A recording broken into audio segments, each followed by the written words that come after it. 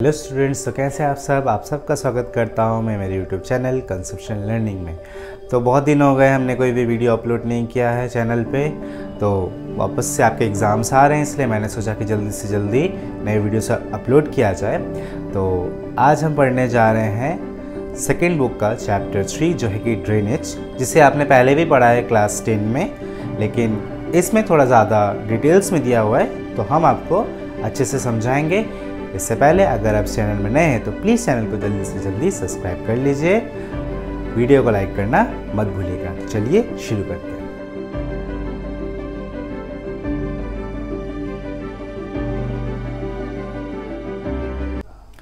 तो ड्रेनेज जो शब्द है ये दो शब्दों के मेल से बना है, ड्रेन एज। सो ड्रेनेज क्या है? ड्रेन यानी जैसे हम समझते नाला है ना, नालों से। तो ड्रेनेज क्या है? The flow of water through well defined channels is known as drainage. यानी किसी भी जगह में जहां से एकदम बढ़िया तरीके से पानी का फ्लो हो जाता है, वो एग्जिट हो जाता है, उसी इलाके को बोलते हैं ड्रेनेज। और जिस जगह पे उसके चैनल्स उसको मिला के एडजॉइन करते हैं, उस इलाके को बोलते हैं ड्रेनेज सिस्टम। समझ गए? बहुत ही आसान चीज है। तो ड्रेनेज क्या है कि किसी भी इलाके में अगर एक कॉमन नदी अगर वहाँ से फ्लो करी, मान लीजिए गंगा अगर बिहार से फ्लो कर रही है, तो वो उसकी एक सिंगल रिवर है। तो जिस इलाके से एक पर्टिकुलर रिवर फ्लो कर रही है उसी को कहते हैं ड्रेनेज।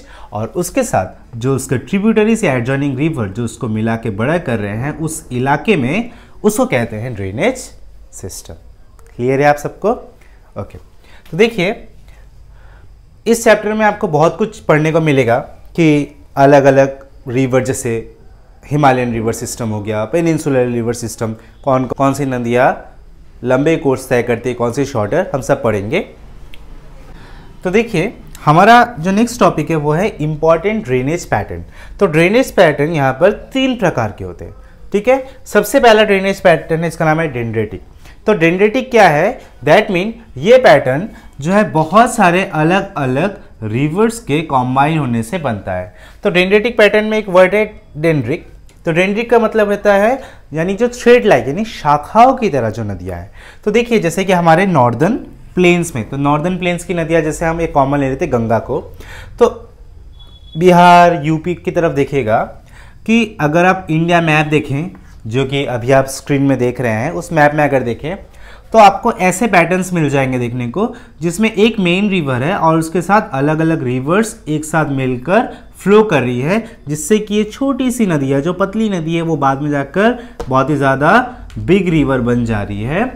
इस सिस्टम को बोलते हैं डेंड्रिक पैटर्न। यानी a main river is flowing and सब tributaries are adjoining to create the river more bigger in size is called the dendritic pattern.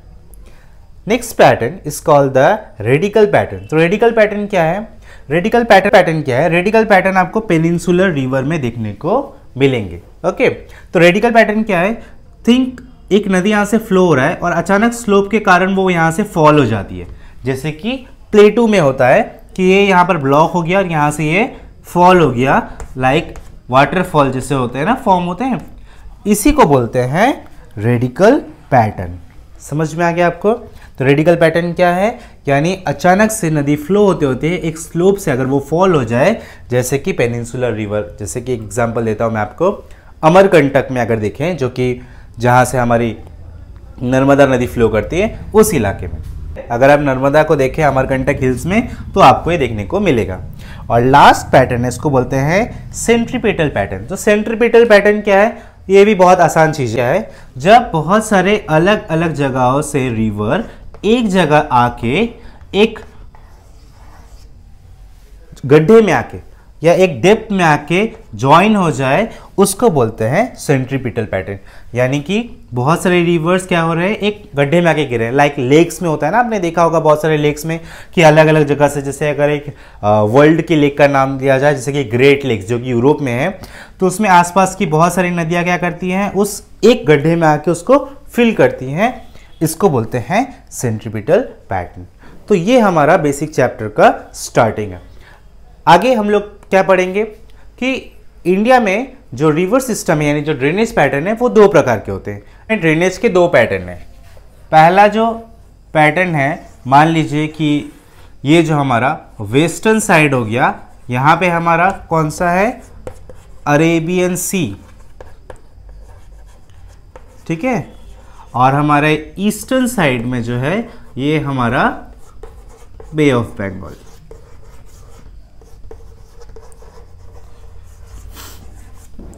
तो हमारे जो भी रिवर वेस्ट की तरफ फ्लो करती हैं, जिनमें से दो ही ऐसी नदियां हैं जो कि अरेबियन सी में गिरती हैं।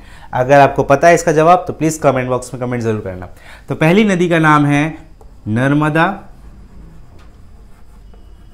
और सेकेंड रिवर का नाम है तापी। क्लियर है? तो हमारे अरेबियन सी वाले ब्रांच में दो ही नदियां हैं जो कि ड्रेन करती है, पहली है नर्मदा और दूसरी है तापी। तो अरेबियन सी ड्रेनेज साइड क्या है, नर्मदा एंड तापी। और बे ऑफ बंगाल में बहुत सारी नदियां फ्लो करती है जो कि हमारे हिमालय से ओरिजिनेट होकर है, जैसे कि गंगा हो गया, इधर नॉर्थ ईस्ट से ब्रह्मपुत्र आती है, उसके बाद कावेरी, कृष्णा, गोदावरी, तुंगभद्रा, ऐसी बहुत सारी नदियां हैं जो कि अपने डेल्टास को इस ईस्टर्न कोस्टल प्लेन में फॉर्म करते हैं।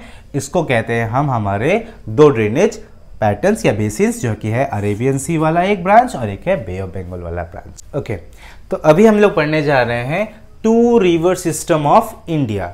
ठीक है, तो इंडिया में दो रिवर सिस्टम है। पहला है हिमालयन रिवर सिस्टम। तो ये जो हिमालयन रिवर सिस्टम है इसे हम पेरिनियल रिवर भी कह सकते हैं। तो इसे पेरिनियल कहने का क्या जरूरत है, तो इसे पेरिनियल क्यों कहते हैं ये मैं बताता हूं आपको। पेरिनियल शब्द का मतलब होता है जिन नदियों में पानी थ्रू आउट द ईयर, यानी 12 महीना यहां पर पानी रहता है। तो क्या रीजन है इसका, आपको पता है कि हमारा जो हिमालय है ये मोस्ट ऑफ द टाइम साल के ये जो है बर्फ से कवर रहता है। तो अभी क्या होता है, यहाँ पर जो हिमालय की जो बर्फ है जब वो मेल्ट होती है तो वो छोटी छोटी स्ट्रीम्स में नीचे आती है, फिर बाद में यही स्ट्रीम्स एडजॉइन होके एक मेन रिवर क्रिएट करती है, और ये रिवर जब आगे बढ़ती है इसके साथ और भी छोटी छोटी रिवर इसको बड़ा करते रहती है, और इस कारण से इन हिमालयन रिवर का साइज इतना ज़्यादा बड़ा हो जाता है और ये नदियाँ बहुत ही ज़्यादा नीडेड या ज़रूरी होती है, क्योंकि इन्हीं नदियों के पानी के कारण नॉर्दर्न प्लेन्स जैसे इलाकों में थ्रू आउट द ईयर वो लोग खेती कर सकते हैं। तो हिमालयन रिवर सिस्टम 3 नदियों से मिलकर बनी है, पहली है गंगा, दूसरी इंडस, तीसरी है ब्रह्मपुत्र। तो इन तीनों नदी के कारण ये हमारा हिमालयन रिवर सिस्टम तैयार हुआ है। तो चलिए मैं आपको डिटेल्स में एक एक के बारे में बताता हूँ। तो हमारे जो गंगा नदी है ये एक सिंगल रिवर नहीं है। तो गंगा देहरादून के देवप्रयाग में अलकनंदा और भागीरथी के कॉम्बिनेशन से बनी है गंगा। तो गंगा जब हिमालय से उतरती है तो वो एक बहुत ही पतली स्ट्रीम्स में फ्लो करती है, लेकिन जब वो जाकर हरिद्वार में आती है तब वो एंटर कर जाती है प्लेन्स में, और वहीं प्लेन्स में उसके साथ मिलती है यमुना, गंधक, कोशी, सोन रिवर। अब बात करते हैं हम जो है इंडस रिवर सिस्टम का। ठीक है, सो इंडस रिवर जो है वो हिमालय से ओरिजिनेट करती है, मानसरोवर लेक के करीब से, तिब्बत से, फिर वो जम्मू कश्मीर से होते हुए अपने आप को अलग अलग पार्ट में स्प्लिट कर लेती है, जिसमें सतलुज, ब्यास, झेलम, चेनाब, रावी जैसे अनेकों नदियां आती हैं, जो कि पंजाब में सतलुज और ब्यास जो है वो पंजाब को बहुत ज़्यादा फर्टाइल रीजन बनाती है, जिस वजह से पंजाब इतना ज़्यादा एग्रीकल्चरली प्रोडक्टिव एरिया है। तो क्या कारण है कि जो हिमालय से निकलने वाली नदियां हैं वो इतना ज़्यादा फर्टाइल प्लेन क्रिएट करती है? इसका कारण क्या है? तो ये आपने पहले ही पढ़ा होगा कि जो हिमालय से निकलने वाली जो नदियां हैं वो अपने साथ रॉक सेडिमेंट्स लेकर आती हैं, क्योंकि हिमालय जो है उसमें बहुत सारे मिनरल्स मिलते हैं। तो ये नदियां रॉक मिनरल्स जो लेकर आती हैं उसे कहते हैं हम सिल्ट या फिर एलोवियम। तो ये नदियां अपने जब पहाड़ से निकल के जब ये प्लेन्स में एंटर करती है तो क्या करती हैं, डिपोजिशन का प्रोसेस करती है, और इस डिपोजिशन के प्रोसेस से क्या होता है, जो नई मिट्टियां हैं वो यहाँ पर आके जमा हो जाती है आफ्टर द फ्लड प्लेन्स। इससे क्या होता है, वो इलाके बहुत ज़्यादा फर्टाइल हो जाते हैं। ठीक है, इस वजह से नॉर्दर्न प्लेन्स में बहुत ही ज़्यादा एग्रीकल्चर होता है। नेक्स्ट है ब्रह्मपुत्र रिवर सिस्टम। तो ब्रह्मपुत्र रिवर सिस्टम क्या बोल रहा है कि ब्रह्मपुत्र जो नदी है ये तिब्बत से निकली है, मानसरोवर लेक से। तो ब्रह्मपुत्र का वहाँ पे नाम रहता है सैंगपो, लेकिन ब्रह्मपुत्र का वहाँ पर बहुत ही ज़्यादा सैलोवर कोर्स है, यानी वहाँ पर ब्रह्मपुत्र ज़्यादा गहरी नहीं होती। लेकिन जब ब्रह्मपुत्र नॉर्थ ईस्ट इंडिया यानी अरुणाचल प्रदेश से हमारे भारत में एंटर करती है तब उसका साइज धीमे धीमे बड़ा होने लगता है। क्यों? क्योंकि वो तब वो डीप घाटी से यानी गॉड्स से गुजरती है, जहां उसके साथ दिहांग रिवर, लोहित नदी जो है वो मिलती है, जिसके बाद ब्रह्मपुत्र का साइज एक्सटेंड होकर बहुत ही ज़्यादा बड़ा हो जाता है और वो बाद में जाकर बांग्लादेश में गंगा और ब्रह्मपुत्र एक साथ मिलकर एक बहुत ही बड़ा डेल्टा क्रिएट करती हैं, जिससे हम कहते हैं Sundarban delta. So why Sundarban? Because it is named after the tree Sundari, जो कि वहां पर मिलता है। ओके, सो ये रहा हमारा Himalayan river system. I hope आपको वीडियो समझ में आ रहा होगा, तो प्लीज चैनल को लाइक जरूर करना। ओके, नेक्स्ट बात करते हैं पेनिनसुलर रिवर सिस्टम। तो पेनिनसुलर रिवर सिस्टम जो है बहुत ही नाम से आसानी से समझ में आ रहा है कि जो कि साउथ इंडिया में फ्लो होता है ना पेनिनसुलर प्लेटू में। तो यहाँ की जो नदियाँ हैं वो पेरेनियल नहीं है, ठीक है। तो पेरेनियल जैसे मैंने आपको बताया था, तो ये क्या है? Non perennial. तो नॉन पेरेनियल का मतलब होता है ऐसी नदियाँ जिनमें जो वाटर है वो थ्रू आउट द ईयर पाया नहीं जाता। क्यों? क्योंकि यहाँ पर कोई नेचुरल सोर्स ऑफ वाटर नहीं है, जिस वजह से सिर्फ बारिश के यानी सीजन में ही इन नदियों में पानी पाया जाता है, ठीक है। तो गोदावरी जो है साउथ इंडिया के सबसे लंबी नदियों में से एक है। आया समझ में? जिसको हम लोग कहते हैं दक्षिण गंगा, जो कि एक बहुत ही बड़ा कोर्स तय करती है और बाद में जाकर बे ऑफ बंगाल में यानी BOB में जाकर ड्रेन हो जाती है। ओके, तो नर्मदा और तापी जो नदी है, ये दो ऐसी नदियां हैं जो कि हमारे अरेबियन सी में जाकर ड्रेन होती है। Okay, and rest of all Godavari, Krishna, Kaveri, Tungabhadra जितनी नदियां हैं वो सब ईस्ट की तरफ फ्लो होती है। Now the question is why? क्यों ऐसा होता है? तो इसका रीज़न है कि हमारा जो वेस्टर्न घाट जो है उसका जो हाइट है वो ज़्यादा है compare to Eastern Ghat. That's why most of the river flow from the west to the eastern plains. आगे आपको समझ में? तो ये था हमारा हिमालयन रिवर सिस्टम और पेनिनसुलर रिवर सिस्टम। तो ये दो रिवर सिस्टम ऐसे हैं जिस वजह से हमारा एंटायर जो इंडिया है वो इतना ज़्यादा एग्रीकल्चर प्रोडक्टिव है। क्यों? क्योंकि इसके नॉर्दर्न पार्ट्स में हमारी हिमालयन रिवर, जिसमें थ्रू आउट द ईयर पानी भरा रहता है, जिस वजह से यहाँ पर खेती करने में कोई भी प्रॉब्लम नहीं होती है।